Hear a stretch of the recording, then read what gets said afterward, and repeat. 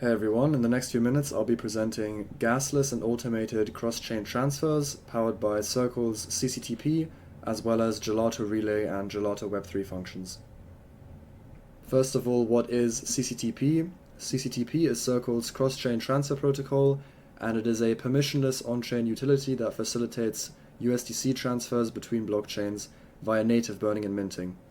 So it is essentially a bridge for native USDC. But unlike traditional bridges, there's no need to lock up tokens on a source chain and then mint synthetic tokens on a destination chain. Rather, we can directly burn USDC on the source chain and then mint native USDC on the destination chain. And this also unifies liquidity because we no longer have synthetic tokens, and we also don't have tokens locked up and fragmented across multiple chains. So how does CCTP work? There's 3 steps involved. The first step is burning USDC on the source chain. This emits an event called message sent. Circle observes this event and then signs an attestation signature, which can be queried by, for example, a front end to mint native USDC on the destination chain. And this is really cool, but there are some limitations. For example, steps 1 and 3, so burning the USDC on the source chain and minting the USDC on the destination chain, both require transactions on-chain, which means that the user needs native tokens, both on the source chain and on the destination chain. And subsequent transactions on the destination chain also require native tokens. So even if the user transferred USDC from Ethereum to Avalanche, the user still requires AVAX in order to interact with the USDC on Avalanche.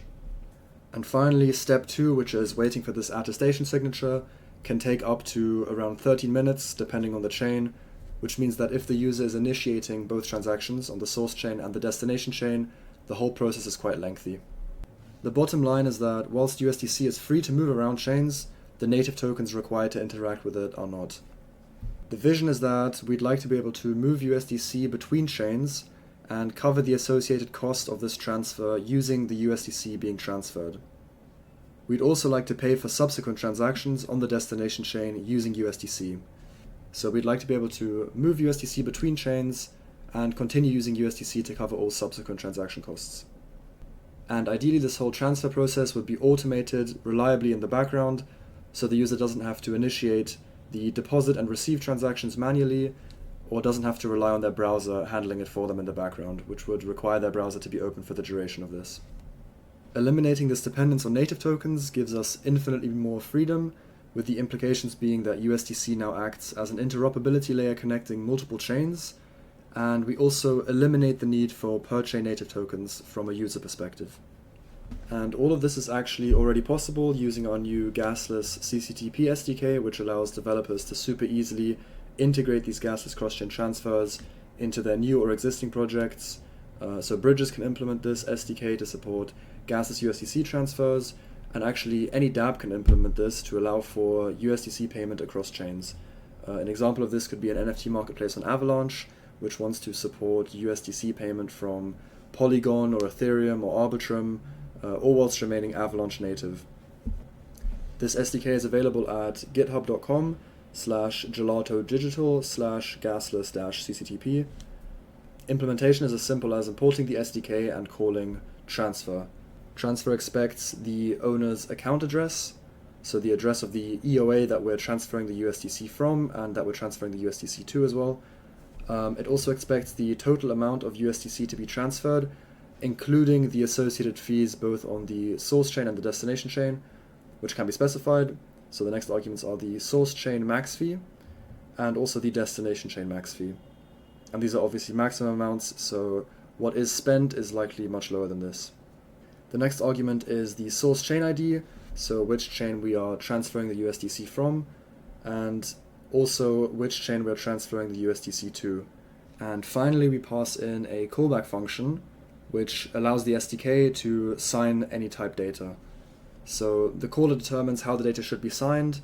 The caller can use ethers or Web3.js or something very custom, and at the same time the caller is sort of notified of when these signatures are happening, which allows for a front end, for example, to make UI updates to notify the user that signatures are being requested and also do custom error handling. And here is a full code snippet demonstrating a gasless cross-chain transfer, and this could either be implemented in the front end or in the back end.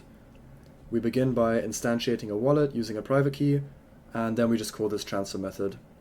In this case with the wallet address, so the address of the owner, we transfer 100 USDC, and we say that the maximum fee we're willing to spend on the source chain and the destination chain is 1 USDC, respectively. And we pass in the source chain where we want the USDC transferred from, in this case Arbitrum, and then where we want the USDC transferred to, in this case Avalanche. And finally we pass in the Ether's signed type data method from our wallet, but this could be any user-defined function implementing custom signing logic. Before we jump into the demo, I'll quickly go over the whole flow. So in addition to the Circle CCTP contracts, which are token messenger and message transmitter, we also introduced 2 intermediary contracts called Gelato sender and Gelato receiver, and all they're responsible for is paying for the relay or transaction fee using some of the USDC. And they also accept ERC 3009 signatures so that we can approve USDC transfer without requiring an approved transaction on-chain, which would require native tokens.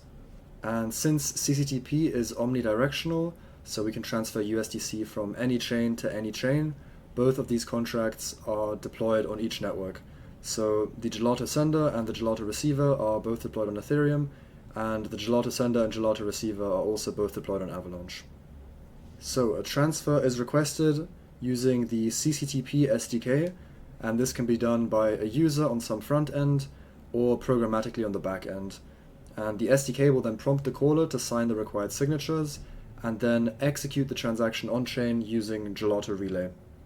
On-chain, the Gelato sender will use one of the signatures to receive the user's specified amount of USDC, and it will then send a portion of this to a fee collector to cover the transaction cost. And the rest is then forwarded to the CCTP token messenger, which proceeds to burn the USDC. Both of these contracts then emit an event, message sent and deposit for burn respectively, which a Web3 function is listening for. The Web3 function indexes these events and periodically calls the attestation service to fetch an attestation signature around every 30 seconds. And once an attestation is issued, a transaction is relayed on-chain, on the destination chain, again using Gelato Relay, and it calls the Gelato receiver. On-chain, the Gelato receiver uses the attestation signature issued by Circle to mint native USDC directly to the user's wallet. And since the USDC goes directly to the user's wallet, we use the second ERC 3009 signature to transfer a small fee amount from the user's wallet back to this Gelato receiver contract, and this allows us to cover the associated transaction fee. It's also worth noting that the Web3 function does a little more than this. It verifies that transactions have successfully executed at every step of the way, and it reattempts or retries any transactions that have failed. It's also worth noting that since the Web3 function never takes custody or ownership of the user's USDC, the user can always interact with the CCTP contracts directly to mint or claim their USDC. For example, if they use the SDK to initiate the transfer, they can always manually redeem the USDC at any point themselves. They don't have to go through this Gelato receiver contract or through the Web3 function. So with that out of the way, let's see it in action. And this example frontend is available on GitHub at github.com/gelatodigital/gasless-cctp-frontend, and it serves as a nice implementation reference. So this is it. We can select which chain to transfer the USDC from and which chain to transfer the USDC to. And we can also specify the amount of USDC we'd like to transfer. And below this, the UI shows us the maximum fee that we'll be paying on each chain respectively, and also the minimum amount of USDC we're due to receive on the destination chain. So on Avalanche, the fee is set to 1, and on Arbitrum, the fee is also set to 1. Bear in mind, this is the maximum fee, so it'll likely cost a lot less than this, around 50 cents per transfer. Before we transfer the USDC, let's first take a look at our account's balance on MetaMask. On Avalanche, we have 0 AVAX, so 0 native tokens in order to transact, but we do have 10 USDC. On Arbitrum, again, we have no native tokens, so 0 ETH, and we also have 0 USDC. So we'll want to transfer all of our USDC, which is 10 USDC, from Avalanche to Arbitrum, without using any native tokens. So we want to transfer from Avalanche to Arbitrum, and we want to transfer 10 USDC. As we can see here, the minimum we're due to receive is 8 USDC. And bear in mind that these fees here are absolute, so whether we transfer 10 USDC or 1000 USDC, the fee remains the same. So let's initiate the transfer. First, we're prompted for an authorization signature on Avalanche, which approves spending of our 10 USDC. Then we're prompted to switch to Arbitrum so we can sign the second signature. And this authorization signature again allows spending of USDC, in this case on Arbitrum, in order to cover the transaction cost. So this is 1 USDC, the max fee we specified. And finally we switch back to Avalanche to sign a final ERC2771 signature, which enforces our max fee intent and also our destination domain. So this will remove any trust assumptions, since we've signed off on all the data that will land on-chain.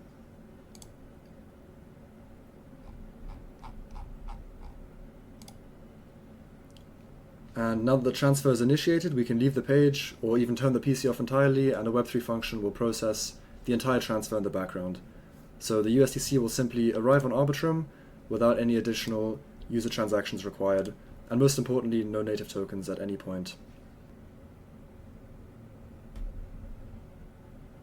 And the USDC just arrived. It took around 1 minute for the transfer from Avalanche to Arbitrum, and all of the transaction costs were covered using the USDC being transferred.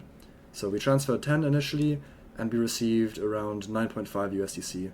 So 0.5 USDC was used to pay for the gas, both on Avalanche and on Arbitrum. And that concludes gasless cross-chain transfers. I think this provides a really nice user experience, and I'm super excited to see how projects will integrate this. Thank you for your time.